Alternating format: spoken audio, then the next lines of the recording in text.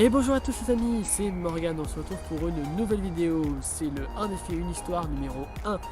Oui, en effet, il a tardé à sortir, ça fait un mois en fait que j'ai sorti l'épisode 0, mais je n'arrivais pas à trouver de créneau pour tourner, et entre temps j'ai aussi obtenu une nouvelle caméra, donc normalement ça va être un peu plus fluide, oui, un peu plus fluide, et un peu plus qualitatif on va dire.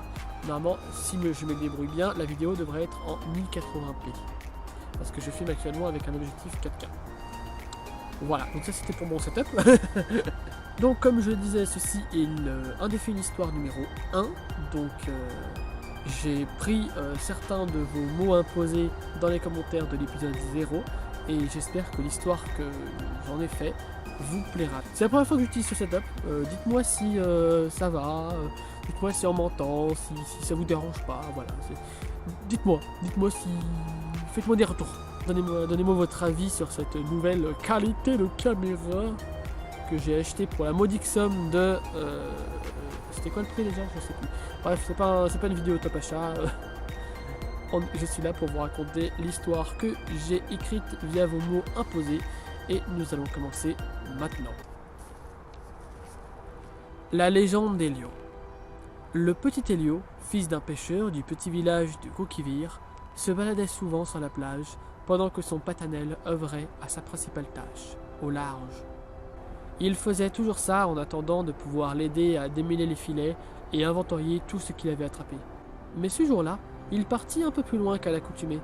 En effet, perdu dans ses pensées, il avait marché jusqu'à une grotte semi-ouverte et découvrit une chose extraordinaire. En effet, qui aurait cru qu'un chapeau aurait pu se retrouver dans une grotte, sur une plage, si loin du village? Le chapeau était aussi vert que l'herbe qui pousse en été, et portait un trèfle à 8 feuilles sur le côté. Waouh! Je dois être hyper chanceux avec un trèfle avec autant de feuilles! Elio ne résista pas longtemps et le posa sur sa petite tête. Un peu grand, le chapeau lui glissa sur le nez. Mais un phénomène étrange se mit en œuvre. Quelques secondes après, le chapeau grandit. Il grandit tellement qu'il finit par absorber l'entièreté du corps du gamin. Elio commença à paniquer. Il hurla, mais il n'entendit jamais ses propres cris. Soudain, il eut la sensation de tomber dans un gouffre. Il n'eut jamais aussi peur qu'à ce moment-là. La chute lui parut être une éternité.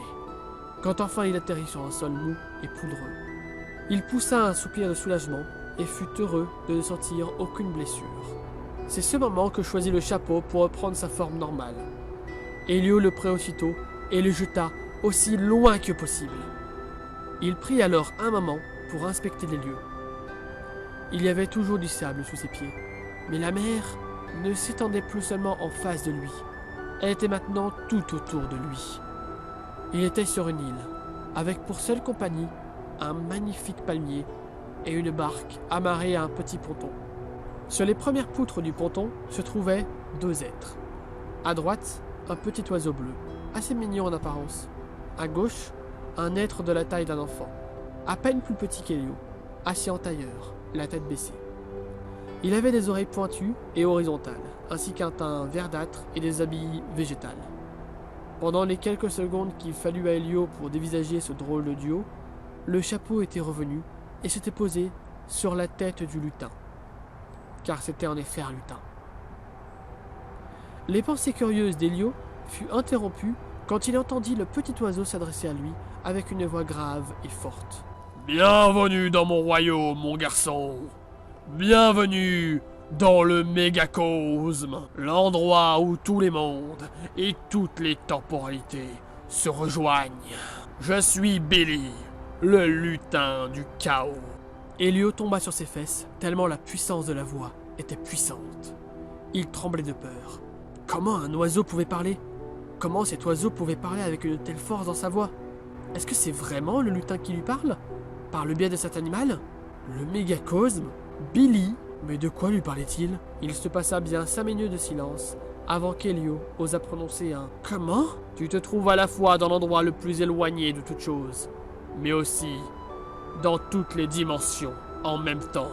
À ces mots, le ciel changea, et les étoiles s'effacèrent pour laisser place à des images de mondes, tous plus différents les uns des autres. des paysages magnifiques et paradisiaques, en passant par des landes et des contrées infernales, avec des créatures chaotiques, ou au contraire, beaucoup trop mignonnes. Puis, plus rien. Le ciel redevint noir, et les étoiles ne revinrent pas. C'est le hasard qui t'a amené ici. En effet, mon chapeau se déplace et voyage de monde en monde, à la recherche de gens comme toi. Mais ne me demande pas pourquoi. Même moi, je l'ignore.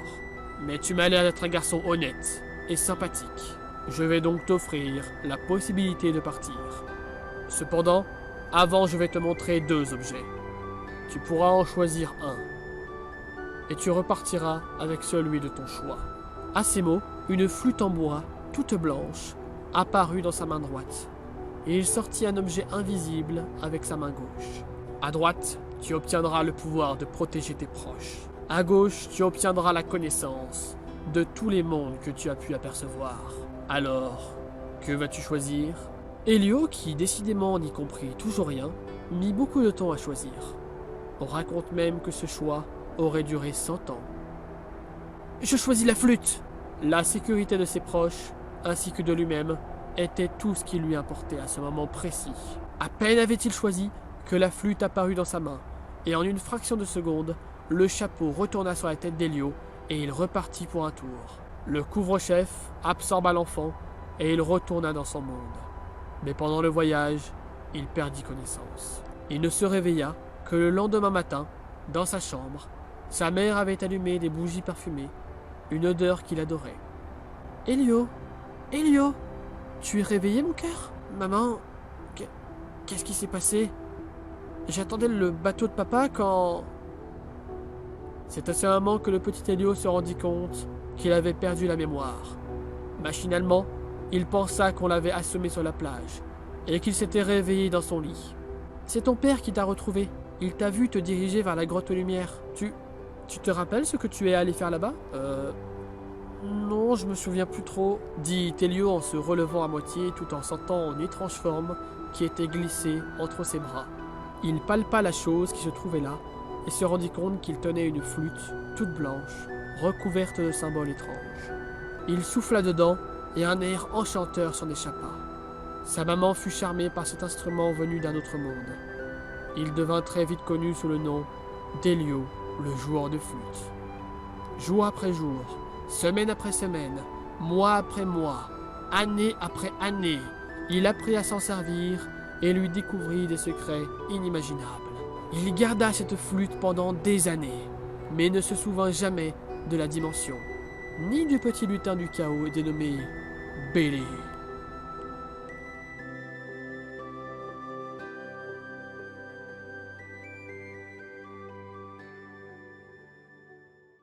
Et voilà, j'espère que cette petite histoire vous a plu. Je vous invite maintenant à mettre dans les commentaires de nouveaux mots imposés pour le prochain épisode, pour la prochaine histoire que j'écrirai avec vos mots imposés. Et si vous avez le moindre retour à faire, n'hésitez pas, ça m'aide à m'améliorer tout simplement et améliorer la qualité de mes épisodes. Dans pas longtemps, il y aura aussi de nouveaux formats qui viendront sur cette chaîne. N'hésitez pas aussi à aller voir la chaîne de la petite Pause JDR, que je mettrai le logo par là, parce qu'on vous prépare des tas de choses avec la rentrée qui arrive. On va recommencer à être de plus en plus actifs. Moi j'ai 2 rôles interview qui ne vont pas tarder à sortir d'ailleurs, elles sont quasiment prêtes, hein. Il y en a une qui doit être montée je suis à peu près 20% du montage, et l'autre qui est finie d'être montée, il n'y a plus qu'à upload et à faire la miniature. Donc voilà, donc j'espère que tous ces projets vous plairont et vous intéresseront si vous ne connaissez pas. Et donc je vous invite à laisser un petit pouce bleu si la vidéo vous a plu, partager si ça vous fait plaisir. Et moi je vous laisse et je vous retrouve pour de nouvelles vidéos. A plus, c'était Morgane.